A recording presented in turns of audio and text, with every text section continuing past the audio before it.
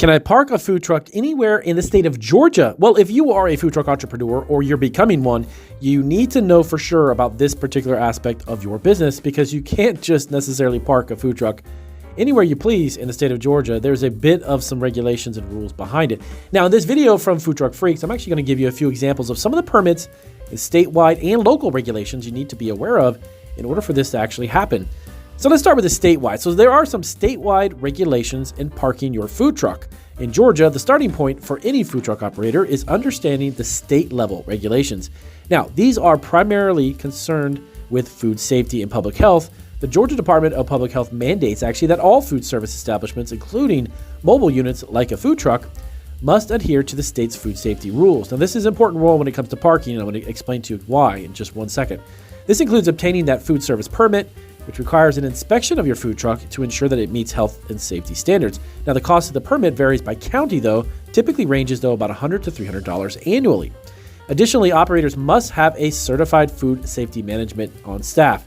Manager, this actually is a CFSM as it's known, which involves passing a food safety certification exam program, costing about $100 to $200 for the course. Now, that's also just a one-time shot and one-time deal. So you just do that once and you're all set. Now that the other permits, though, these are actually going to be something that's an annual thing. So keep that in mind. Setting aside the amount of money you need for the following permits, even for parking, is something you should do every single month. So that way you're not going to be overwhelmed with a large amount of renewable permits. Now, next up, local ordinances and permits. Now, beyond the state requirements, food truck operators must navigate the local ordinances of the cities and counties where they plan to operate and park. Now, this is where regulations can significantly vary and, of course, affecting where and when food trucks can park and operate. So let me give you a few examples. Now, in Atlanta, for instance, as a prime example, Atlanta actually requires that food trucks to obtain an operational permit for mobile food units, which costing approximately $300 annually. Additionally, food trucks must secure a business license with fees based on the types of services and estimated earnings generally starting around $75. Now, Atlanta, though, also offers a vending location permit, as it's known, for specific approved sites. This is where the parking comes into play. So, which can actually cost anywhere from about $1,000 to $2,500 per year, depending on the location's desirability and foot traffic. Now, Savannah. Now, in Savannah, Georgia, food truck operators need a business tax certificate, and with those fees calculated based on expected revenue, that starts at about $150. Now, the city also mandates a mobile food service unit permit, focusing on compliance and local health safety standards, costing around $200. Now, strategic location considerations. Now, this is choosing where to park that actual food truck involves more than just finding a great legal spot. It actually optimizes and maximizes your business opportunities by finding a really good place to park. Now, successful food truck operators research and target locations based on the foot traffic, event schedules, and of course, local dining scene. Partnerships with local businesses, such as like a brewery or a retail shop, can actually offer lucrative parking spots. Participating in food truck parks, festivals, or special events dedicated to food trucks can actually also drive significant business. Now, the costs and challenges, this is really important. So the financial burden of permits to park and licenses and certifications can be a bit substantial when you first start, especially for new food truck operators.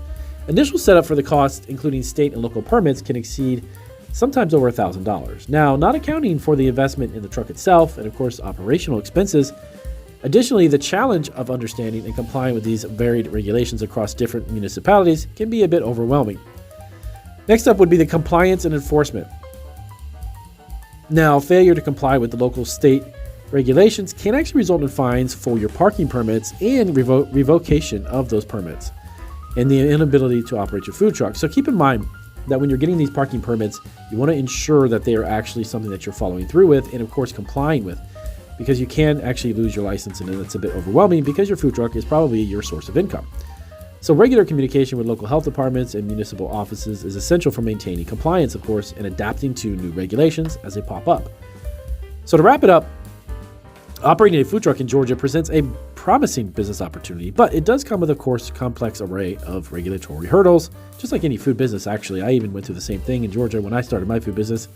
So success in this industry actually requires a thorough understanding of both state and local regulations.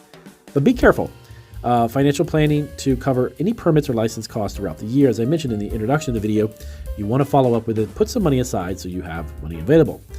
So this overview kind of just scratches the surface of what's involved with parking permits and food trucks in Georgia. You want to highlight, definitely want to highlight the importance of due diligence. Definitely do your research and be on top of them, but don't let your permits lapse because you could potentially lose your permits. So if you have any questions about how this works in Georgia, give us some comments down below. If you've already actually launched a food truck in Georgia, what has been your experience? Positive, negative? Regulations can be a bit daunting and overwhelming at sometimes, I can tell you from my own experience. Let us know what you think. I'll see you on our next video.